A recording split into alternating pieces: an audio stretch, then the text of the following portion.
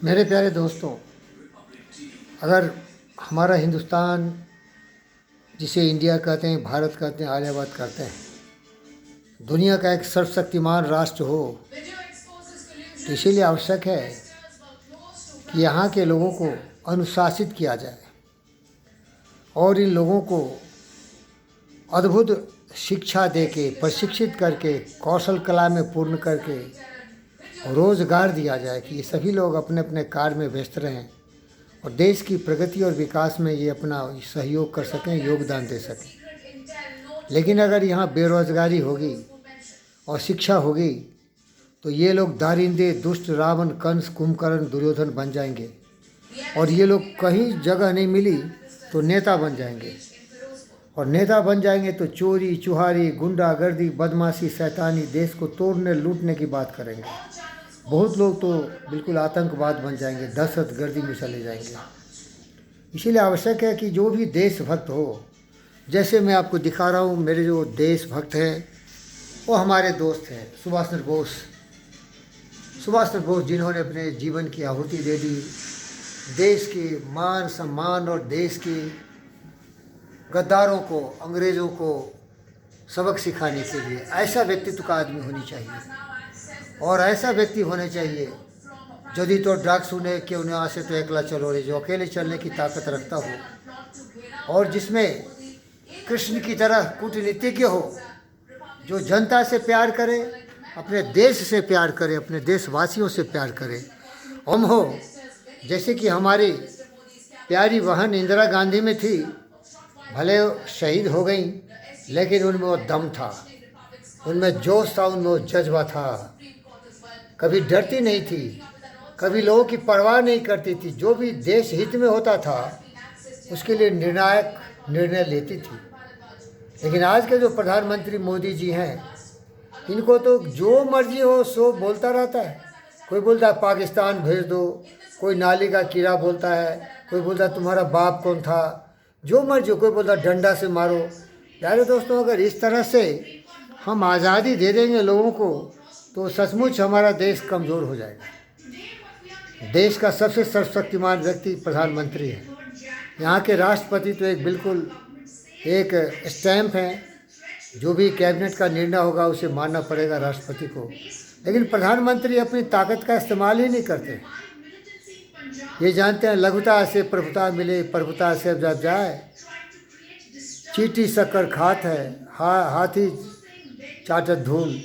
ये सोचते हैं कि हम इतने महान हैं तो हमारे विचार से सभी लोग खुशहाल हो जाएंगे, लेकिन ये गालियां सहते रहते हैं। देश को इसे कमज़ोर कर रहे हैं मोदी जी।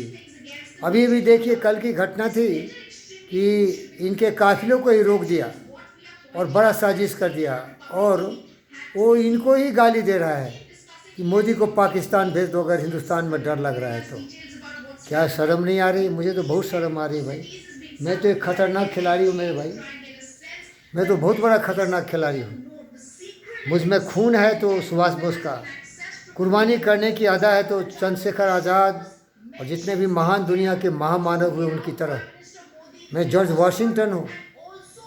मैं अपने देश के लिए कुछ भी कुर्बानी देने को तैयार हूँ और जो हमारे देशभक्त हैं उनके मान, सम्मान, सम्मान के लिए हम कोई भी निर्णय ले सकते हैं। हमारी जो 14 लाख सेना है, किस लिए है भाई? उसका हम सहारा लेंगे और देश में जितने भी ये गंदे नाली के कीड़े हैं सबों की सफाई कर डालेंगे। गंगा की सफाई कर रहे इन गद्दारों को भी सफाई कर देंगे और आप सबको सहयोग देना पड़ेगा मुझे, नहीं तो हम देश को महान बना नहीं सकेंगे। क्योंकि इस देश में जब गद्दारों की संख्या बहुत हो जाएगी और वो कुछ भी बोलेगा, कुछ भी करेगा, तो छोटा सा एक उदाहरण दिया है इस देश में एक महान व्यक्ति जिसका नाम है योगी आदित्यनाथ। ये सारे गुंडों को जगह पर पहुंचा दिया है और इसको लगाम लगाए हुए हैं मोदी जी ही। इसको पूरी छूट नहीं दी है। अगर हमारा आदित्यनाथ, योगी आदित्यनाथ देश का प्रधानमंत्री बन गया ना तो देश सही दिशा में चले जाएगा। क्योंकि मोदी बुद्ध भगवान है, इनका मार्ग है अहिंसा का, इनका मार्ग है गांधी का। थप्पड़ मारो, रणवी मारो, गाली दो, भगा दो मुझे सब साल। क्या मजाक कर रहे हैं मोदी। अरे ये लोग गद्दार हैं, ये लोग कुछ भी कर सकते भाई, क्योंकि इनको न देश से प्रेम है न देशवासियों से प्रेम है। आप एक महान व्यक्ति हैं साहब, अगर आप अपनी जान की रक्षा नहीं कर सके, आपके हाथ में सीडीएस है, पूरी दुनिया की ताकत है, और आप गाली सुन रहे हैं, आज़ादी दे दिए हैं, जो जिसकी मर्जी हो मरे, नाम कमा रहे हैं कि नाम गंवा रहे हैं। मेरी समझ में तो मोदी जी आप नाम गंवा रहे हैं। अरे ऐसा सर्वशक्तिमान हो कि मोदी के खिलाफ बात करे तो पेंट में मूत आ जाए, मूत आ जाए, मूत आ जाए, और जिंदा ही वो भूत हो जाए। समझ जाइए मोदी जी, इतिहास याद करेगा कि आप एक ऐसे गांधी थे कि हिंसा हिंसा करके हिंसा के शिकार हो गए, होने ही वाले थे, बच गए, बड़े किस्मत वाले थे, बच गए। मैं बच के आ गया हूं। फिर क्या किया, बच के आ गए तो जो आपको बचने से मरहूम कर रहा था, आपको जीने से, उसके खिलाफ क्या काम करो। फिर चुन चुन को घसीट को साले को ऐसी सजा दो कि जिंदगी भर याद रखे, और पुष्ट पटुष्ट कलपते रहे कि फिर इस तरह की हरकत नहीं करे। काश मोदी मैं तुम्हारे जगह वीरेंद्र योगी इस देश का प्रधानमंत्री होता। अरे हिटलर मेरे सामने छोटा हो जाता, और देश के लिए करता, मैं देशवासियों के लिए करता। इन गद्दारों को हटाना पड़ेगा, इन गद्दारों को सही जगह पहुंचाना पड़ेगा, तभी देश का विकास हो सकता है। सबका साथ, सबका विकास, सबका विश्वास, सबका प्रयास तभी होगा जबकि लोग समझदार होंगे, अनुशासित होंगे, देश के लिए प्रेम करेंगे, देश के लिए जिएंगे, देश के लिए मरेंगे। तभी हमारी देशभक्ति आएगी, और तभी हमारी बेटी बेटों को, भाइयों और बहनों को सब तरह से सम्मानित कर पाएंगे। देखो मेरा दोस्त, देखो मेरा दोस्त, मेरा खून, देखो मेरा दोस्त ये है। मोदी जी तो भगवान है भाई, बुद्ध भगवान है, सीधा साधा आदमी। ये गद्दार देखो, देखो ये गद्दार।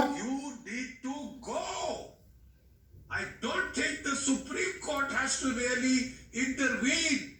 This is the function of the central government, the executive. There is enough evidence here on record to prove Major General G.D. Baxi, kind of a he is a patriotic person. kind of a deliberate, what is called Schweikism. This was a term invented in the Second World War by the Poles to deliberately, act stupid, to deliberately say this thing and make it look like some kind of a light-hearted affair, whereas you were attempting sabotage, subversion, sedition. The pleasure of the president needs to be invoked.